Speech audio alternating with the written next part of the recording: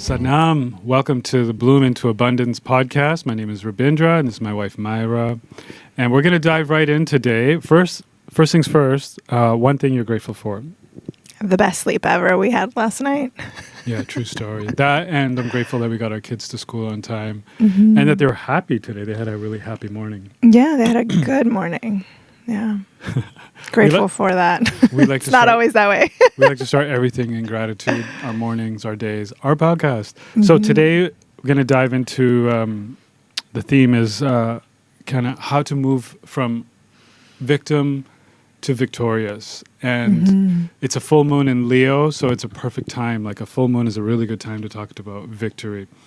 So in this podcast, we're going to talk about self-awareness, how to take responsibility, how to cast a vision, goal setting and habits. By the end of this podcast, we are going to give you a very tangible formula you can use right away to get your life into a victorious state. Are you ready? Let's do this. He used it on me the other day, and I was just like... All right, let's go. So, victim to victorious. So I feel like there's four main personas that we all play in our lives. One is victim, one is villain, another one is hero, and then the transcendent one is guide. So we kind of go through these different personas. And one of the personas that society, culture definitely give us is the victim persona. And this victim persona... Well, it's also kind of made to be so available to fall into it. Like none of it is my problem, or none of it, it's happening to me. I have no input, it's easy to fall into that. Oh, well, it's not my fault. It's almost like this kind of safety net. If you scan your life, you can say, oh yeah, this area I'm victorious, this area I'm actually maybe not, it's not working out as well. So maybe in that area of my life, there's some victim energy happening. But there's definitely kind of a victim, villain, hero, and guide kind of happening in all the areas of our lives. So if there's something you really want to get done in your life, like if you have this one projection of what you want this year to look like, then definitely we need to shift from victim to victorious. Yeah, and if you don't know where you fall, what category you fall in a particular subject matter or a particular project, or how you identify with whatever is in front of you to relate to, what you did with me the other day when we were talking about this really kind of set the perspective of where I fell. And I was falling into villain, and it was kind of, it was difficult for me to swallow, but it was the truth. And sometimes the truth is hard to accept, but it was definitely, I was in the villain. And so the villain energy is it happens in the moment. And this is what this podcast today is about, is catching yourself in the moment. So villain is quite often when we shame ourselves. So villain is really us being a villain to ourselves, not to the outer world particularly, but sometimes it will show up like that. However, if you have this kind of shame attitude towards yourself, like, hey, we missed the first 2 weeks of filming our podcast. I could, in January, because we were just busy moving and getting our kids in school, I could shame myself, or I could just be like, this is the moment where, I noticed that I didn't do something, and then I shame myself for it. And then I put myself in the villain stage, right? So villain is associated with shame. Victim is associated with guilt. And shame and guilt, I don't know if there's other people of color out there watching this, but or any color, really. I mean, it applies to everybody. I just know from my experience in a Punjabi, Indian, raised in Canada, Mexican in America. Yeah. Our parents really were experts at shaming and at being victim. The victim thing was really big. My mom, there was a story of how much she worked, and it was an amazing story because she really did work all the time and to get us to where we were. And so we learned at a very early stage a lot about guilt and being a victim, and quite often why we like being a victim. It's like, why would someone want to be a victim? Is quite often it gets you attention. There's a reward for being a victim. And that attention gives you a dopamine hit. Yeah. So the dopamine is what we're after, right? So we have to redesign things. We have to like really let the subconscious know that, hey, there's a place in our lives, there's a way to be where there's way more reward, way more dopamine. Yeah. If you want the dopamine, we got it in the hero state. Yeah. Right. So yeah, victim, we see it in our kids. Sometimes our son, when he's feeling like a victim, like, oh, nobody wants to play with me in school today. It's really like he's telling us he wants nurturing, and he's telling us he wants a hug, that he wants daddy to put his phone down, mommy to put the computer down, to nurture him in that moment. And you learn a lot about yourself through your kids, right? Exactly. And we're so quick to just like push independence, but let that independence happen outside the home. Once they're in your home, in like their safe space, that's when, like, in our experience, that's where they feel the most liberated to be themselves fully. So when those moments are being expressed, it's your opportunity to embrace, to hold for longer periods, because eventually, they're going to push away and they're going to be gone, So another way hero or victim mentality shows up is when we're using emotions to control reality a little bit more, So you see it in our kids all the time, or maybe sometimes my wife, she's pointing at herself. I'm not going to call anything out. You can say whatever you like. My mom was a very much a role model of that behavior. And I see it. I can see it. I can, the beauty of having a practice or, developing a practice, relating to a practice, is that you get to see that when it wants to come through. So I've been seeing how, my emotions want to. Yeah. So kids do it all the time where they cry and they want you to, they want number one, they want your attention. Number two, they want your nurturing, and the same thing with us, so we use emotions to try to, oh my God, I know a lot, my victim state was a lot in my 20s, my best friend had committed suicide, and that was my big crack in the shell. That's really what cracked me open. And I was definitely in a victim state for a long time until I pulled myself out. And, I was shaming myself. There was a lot of that heavy energy, and it took a long time to kind of pull myself out and be the light for my own life, to choose that, hey, I believe that I can do better. I believe that, that experience in my life set me up to support and guide others in living a life of light, I mean, we're not, of the light, but we love to lean towards the light. So please don't, don't think that high and mighty, we have our defaults as well. Yeah. So, what we're talking about here with victim is a mindset. A mindset is just more clearly defined, like the way you see life, right? Or your view on life, right? And your view on life includes like your bank statement, includes your bills, what you have to do, your to-do list. It includes your upbringing. It includes all the things in your life. So you see life through this lens, right? Ultimately, how you see the world is your mindset. So what we're talking about here is shifting your mindset to be victorious. And trust me, there is a wonderful, wonderful life when you move from victim to hero.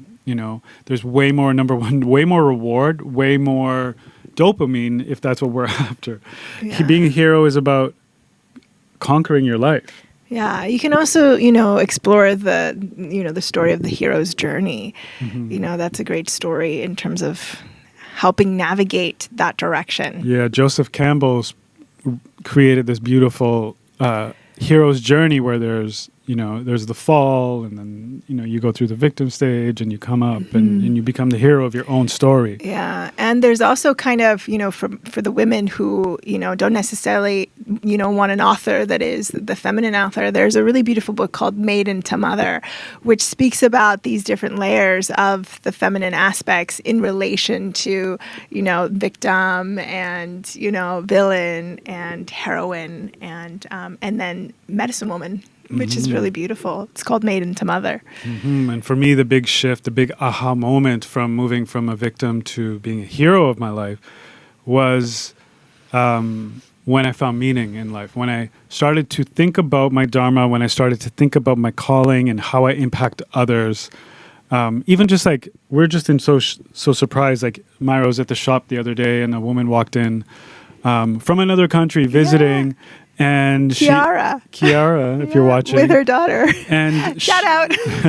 And she mentioned to Myrah that she watched this podcast and she was inspired, and we're just like, wow, we're already impacting people through this medium, which we're just so honored and grateful that you're here. Yeah.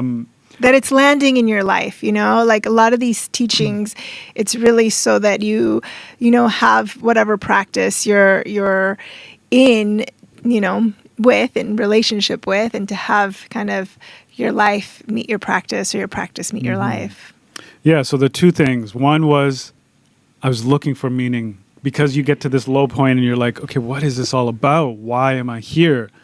And so for me, I figured, I kept doing the same patterns over and over again. No matter what, I was always in the world of trying to inspire others, always trying to help others. I never wanted anyone to go through what I went through in that state. So I was always about helping others bloom. So people are blooming is what kind of, I realized that no matter what, I started a festival with Myrah called Bloom, and we started inspiring people to live and design a life that they love. And that's what this podcast is all about, right? And so being a hero is about turning the light on. It's about giving life a try. And ultimately, the big shift, the big turnaround is taking 100% responsibility.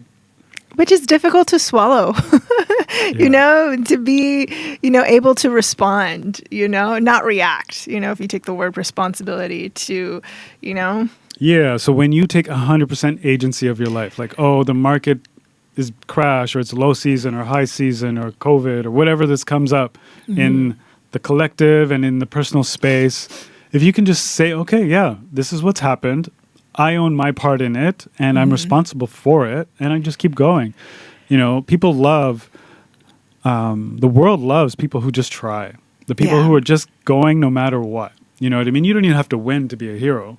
You just have to try. You just have to just continue to be and oscillate between doing and being. And being a Capricorn, the sea goat, I really relate to the hero. You can see that. Yeah. I just take the littlest step, and I'm stoked about that little step. And then I take the littlest step, and I'm so stoked about every little step along the way. Yeah. Keeps me in that hero state. I sometimes come in as the villain, and I'm like, yeah, but what about? But it's that duality, it's perspective. It's, it's not so much as the villain, but more so as like, I'm a realist in many ways, and I like to come in and be like prepared. And that's where my Shane comes in, right? Because of like, perfectionist, and it needs to be perfect because I needed to be perfect. Okay. And then we take responsibility for that, and then we take action. And that's really what heroes do, is heroes take action, right?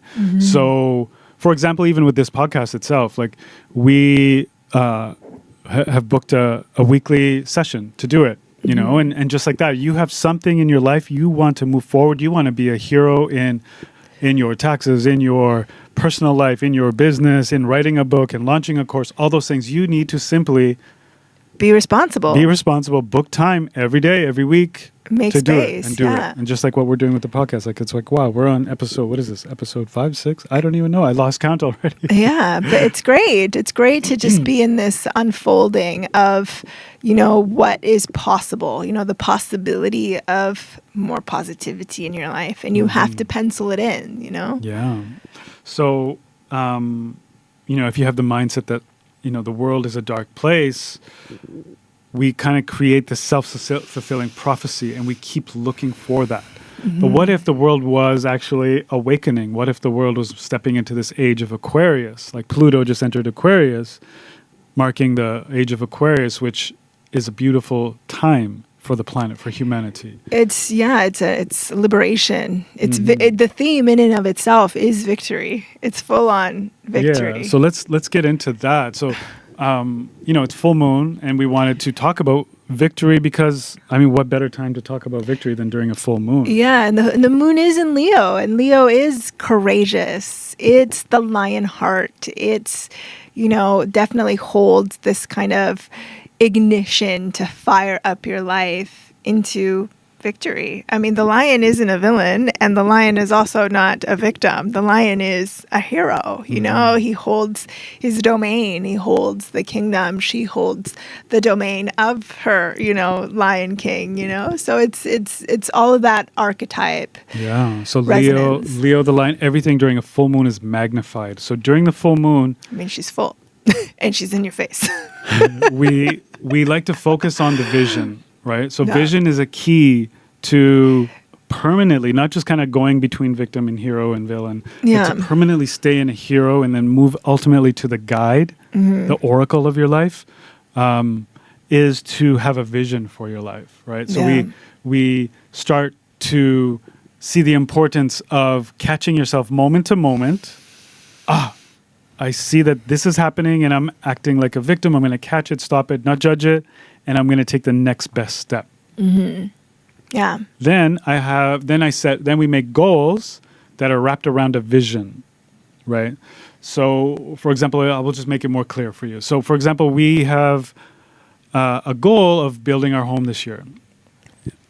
And just the other night, me and Myrah, it's a beautiful goal. However, to make it a vision makes it even more powerful. So we started to unpack what it looked like. So we started to say, whoa, this is actually more than a home. This is a retreat center. This is a place where families are going to come. Women are going to come when they're pregnant to heal, to get guidance. People are going to come and learn entrepreneurship. We're building a little mini yoga studio. So this is going to be a place where people come to heal.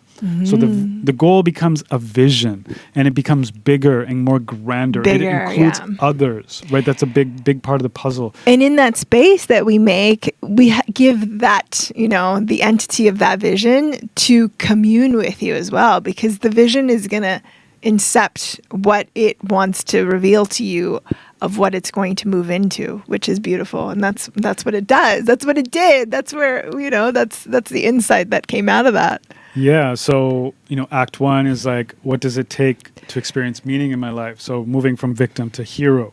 Act two is to make a plan and to own it, which is moving from hero to guide, right? And when we do that, again, it's really wrapping around the vision piece of our lives, right?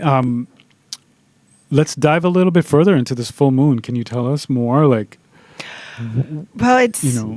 it's a lot of cosmic alignments are happening. I mean, I'm sure you've all are caught up with Instagram's saturation on these aspects, but only because it is a big deal and we're talking about it because it is a big shift. It's the first full moon of the year. First full moon of the year. It's, the biggest shift that Pluto's going to make. Pluto takes about 248, years to move through the zodiac. So now it's moving from Pisces into Aquarius, and it's this whole experience of from Capricorn into Aquarius, and it's this confirmation that where we're going as the collective consciousness is that we're leaning towards the unexpected, and some of us may perceive this preparation for the unknown, for the unexpected, revelations and confirmations and, things that we could have never conceptualized before. But now the proof is in the pudding. I mean, I know that you've seen it all. so we won't get into detail, but it's this grand revelation, and in this revelation, there is this discernment of revolutions and solutions as options and pathways. Yeah. So, the sun, what's interesting here is that the sun is in Aquarius. Sun is moving into Aquarius at 5 degrees. Pluto is moving into Aquarius right now as well. Pluto brings this underworld into our lives. Yeah. It shows the dark so that it can be revealed, shows the truth so it can be healed. And so there's a lot of things in the collective, right, that will trigger us. And knowing that Pluto is in Aquarius and knowing that the collective is going to be triggering, we need to find ways to stay in our heart center. And full moon Leo is all about, Leo is governing the heart, right? Yeah, it's about your true self. It's when the heart is in full balance and alignment, it will not waver. It will not steer you in the wrong direction. And it's embodied, it's internal, it's felt, it's So inner resources. We cannot step out of our bedroom, our telephones. There's nothing that you cannot do to avoid. The collective is in turmoil. It's U.S. Election year. Yeah. Again, last time Pluto was in Aquarius. The American Revolution, the French Revolution. This was in the 1700s.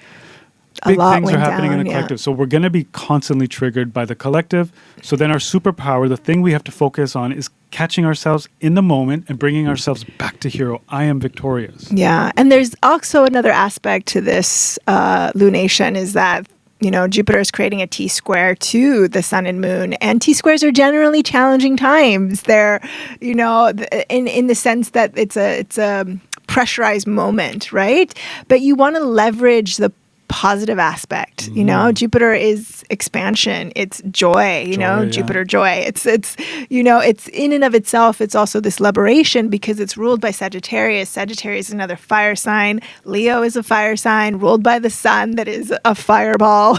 Yeah. So when you're in the hero state and a challenge arrives, you're like, give it to me. You're like, go for it. Well, you're ready. You're like hungry. What's that movie that Soleil loves right now? The Monkey King. Oh yeah, the Monkey King. Have you guys seen this Monkey King on Netflix? It's on Netflix. It's hilarious. It's a cartoon. If you have kids, you probably have watched it. If you haven't, it's a really good archetype. Watch it before you let your child watch it, just because there might be some things that they might not be prepared to could see. Be more mature than whatnot. For our kids like mature things. However, the Monkey King faces the most challenging of things. He wants to become immortal, and to become immortal, he has to fight all the gods and the most impossible odds. Yet he takes every challenge on with such a smile and such vigor. It is the archetype of hero. It's pretty cool. Yeah, he's just tenacious, and people love heroes. The world loves heroes. The goddess Lakshmi loves heroes, and goddess of abundance loves action. Loves people that take action.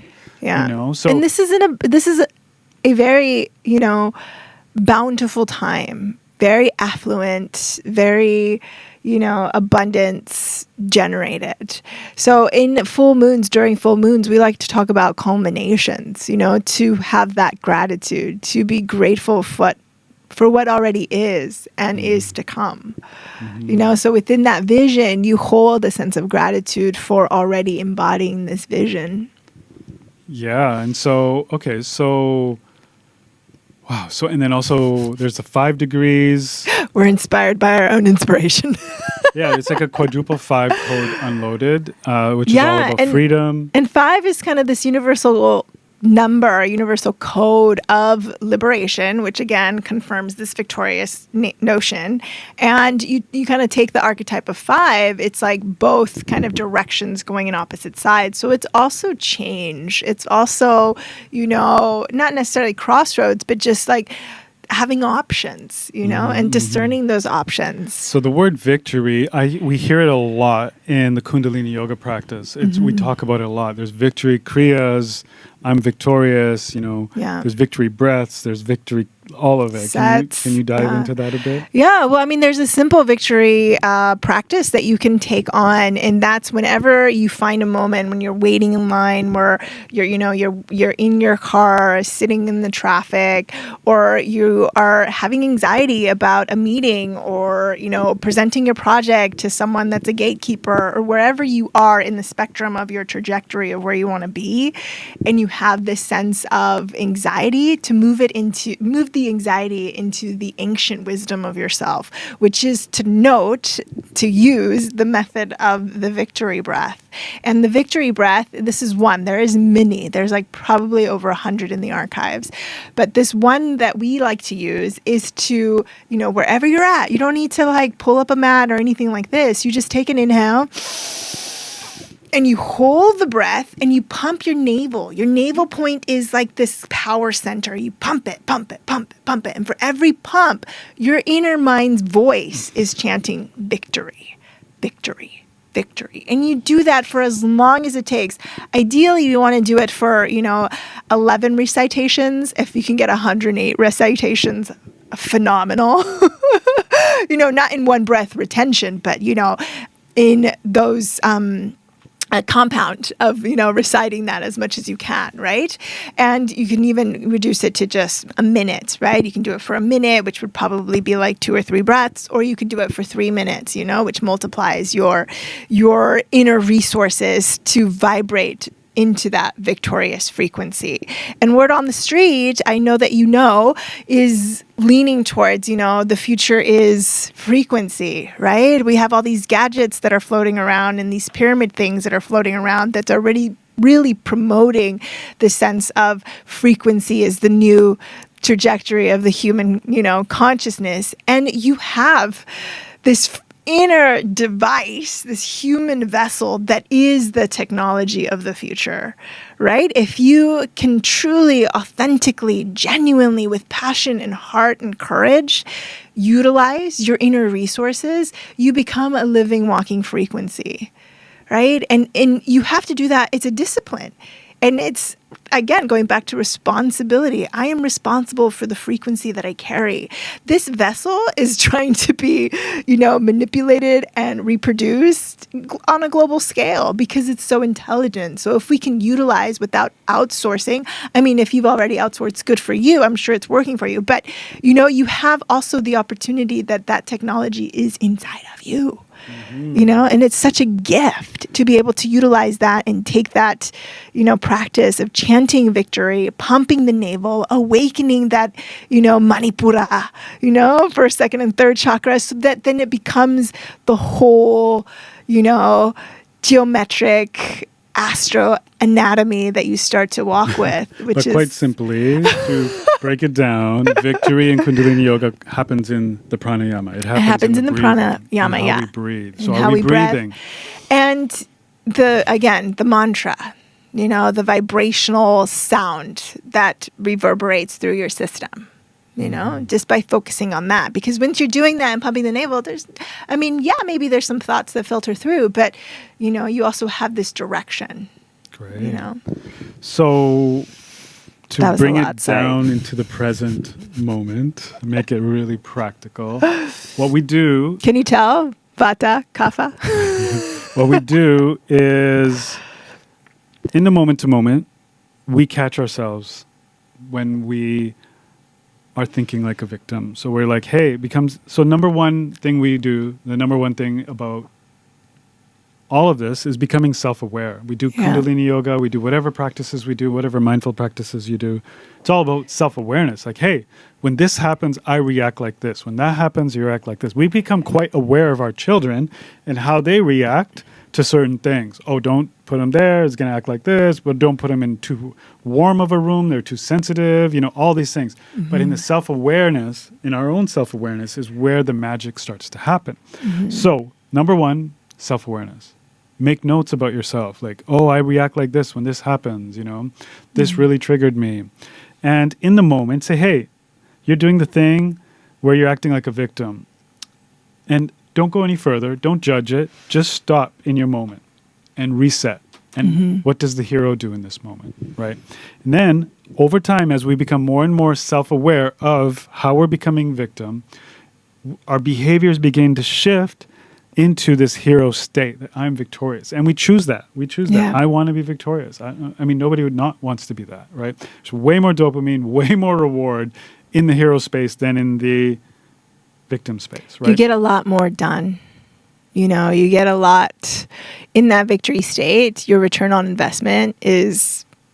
It's amazing. It's magnificent. So now that you've stabilized yourself through self-awareness, now we take a moment and we cast a vision. Casting a vision, we have a 3-month vision because we're doing the 12-week year. So we have a 3-month vision. We have a 1-year vision. We have a 3-year vision, we have a 5-year vision, and a 10-year vision. And we kind of start with the 10 and we work our way back. And if you want to go deep into casting a vision, you write your own eulogy. Like, this is what you did in your life, right? That's deep. Yeah, that's casting a vision. But we can just start with like the 5, 3, 2, 1 kind of visions. Start to cast a vision for your life. Start to dive into why, look at the patterns of, become self-aware of, oh, wow, like everything I do is all about helping other people in this way.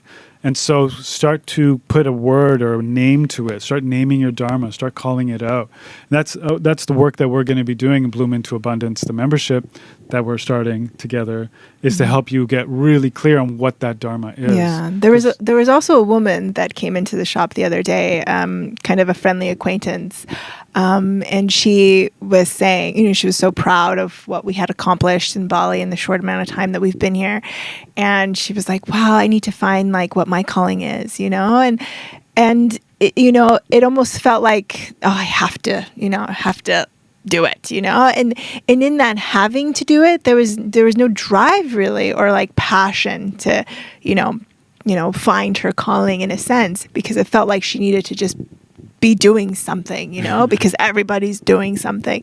And in that moment, I kind of paused her and I was like, just focus on being for now, Yeah, that's the first step. Self-awareness, being, behavior shifts. Then you have the space. Yeah, then you have the space to cast a vision. Yeah. And then within the vision, we create goals. So we create goals within the vision, and then we ultimately work on the discipline to execute the habits that make the vision come true, right? So, for example, we're being disciplined with filming the podcast, right, weekly. Yeah. If you were writing a book, the discipline would be, okay, 7 a.m. every day, I'm going to go to this coffee shop and write for 1 hour. And if you did that for 3 months, guess what? You probably have a book written in 3 months. You know what I mean? So whatever you have going on, whatever project you have going on in your life, whatever the most important, most impactful, most creative, whatever it is you want to get done, then set the goal and then have the discipline to execute on those. So our goal then is to move from self-awareness, casting a vision, and then developing the habits that we need to execute on that, right? So the habits are, okay, I'm going to make a habit of going again to this workspace, and I'm going to work on our course program once a week for 3 hours a week on this day, and just stick to it. Even if you pick 1 day a week and go for it, like 1 power hour, like we talked about last time. Yeah. Even a week, you're going to be really progressing, and you're going to start to feel like the real hero in your life. One of the habits that I know that I just like to do my work on my phone half the time, and so I need to sometimes leave my phone at home, just so that I change the habit, and I actually make space to work, so that I'm not working when I'm, waiting to meet a friend, or when I'm at the shop and like waiting to go into our staff meeting, or, those kinds of things where it's like, oh, I need to fill time, where I could just actually create space to just be and focus on what's in front. So what's one habit that you could add to your life that you do every day that would move the needle? It definitely create space to physically move, like to work out. Okay, so 1 hour a day to work out? 1 hour a day. I mean, maybe not a day, but, twice, 3 times a week. Okay, 3 times a week. That you guys seems heard reasonable. it right here. Hold me accountable. Next week, she's going to be wearing her workout clothes, because we're going to be going right to the gym after this. But that's really it. Just calling yourself out in and not of course, a shameful way. Yeah, and there is resistance to the things that take a lot of effort to get you there, right? But there's a teaching in that too. One of our beautiful friends and, assistant, she was like, I had to go to this breath work exercise, and I didn't want to go. My body didn't want to go, but I knew that I had to go. And she's like, and when I got there, thank goodness the woman, didn't have another appointment, but she was like, thank you for coming. Thank you for making the effort to come. And in that moment, she was like, it was hard, but it was so worth it, And yeah, So we got to bring the reward all is of dope. this full moon, Pluto, Aquarius into the moment. Decide, on the habits that we're going to do every day to reach us, to get our goals, and to the goals that kind of get us to our vision, right? Yeah. And you have all that in alignment. And if you add your calling, like your why, into the whole picture, there's no way you're not going to move from victim to hero. And then moving from hero to guide is the next shift, you know? Yeah. So that next shift is like kind of what we're doing here is we're kind of guiding, because we found a way, we found a path, and we're guiding those who want to follow and figure it out as well. So, and we do that for a sense of meaning, a sense of giving back. It's really fulfilling. So we go from victim to villain to hero to guide, the oracle. Yeah. All right. I guess that's a wrap. That's a wrap. I mean, take it in bits and pieces. It's a big cake to digest, but and it doesn't have to be all of it right away. Sometimes we need to sit a bit longer with the clarity as to our why. I know my why for going to the gym and needing to move my body is that it makes me a better person to be around. It makes you less shameful about yourself. Yeah, less shameful about. It doesn't make me feel like I get to move all of my system, and it makes me a better mom. I'm not so quick to react. I'm more responsible to my responses, and I have more prana. I have more vitality. I have more strength. I have more courage. All right, so we'll both be in our workout gear next time. Sweat sets. That being said, full moon in Leo, uplift your spirit. We're going to be going to an ecstatic dance class with our friend Kelly on Sunday. Oh my God. We haven't been in one of those for probably the longest. Yeah. I remember when we first got to Bali, we showed up with Hero is 4 months. Our we had daughter 2 kids, Soleil. and it was just all these adults dancing. There were so loud. there were some kids, but between Hero and older, right? Maybe 8 or 9 at the time. But it was cool, but we were overly stimulated at the time. Yeah. So do something weird that makes you happy and fun, and really amplify the fun in your life this week. Full moons are all about that. Uplift your spirit and watch everything move. Yeah. Yeah, stay in the love. Venus is also doing a beautiful aspect. So just kind of, romance yourself, be in your own romance and nourishment and nurturing. And if you are calling in your beloved, cast the vision and be proactive, Show up at that dance class. Show up at that dance class. Okay, so, This was good. I feel good about this. Thank you, everyone. I'll be teaching also a live workshop with Live Kick if you want to drop in. We're going to get more into the physical, practical matters of how to utilize and leverage the energy in the cosmic field. So if you want to join. All right. Sat Nam. Sat Nam.